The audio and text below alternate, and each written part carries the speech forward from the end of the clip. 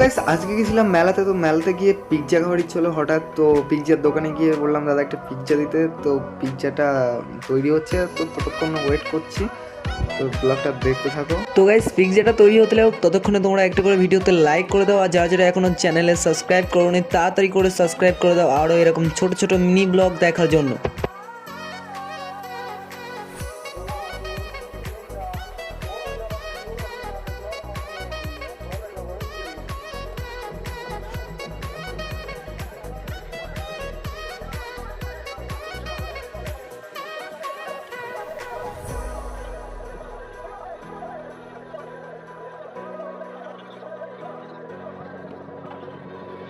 তো guys finally পিৎজাটা ready হয়ে গেছে। তো পিৎজাটা রেডি হতে প্রায় 10-15 মিনিট লেগেছে।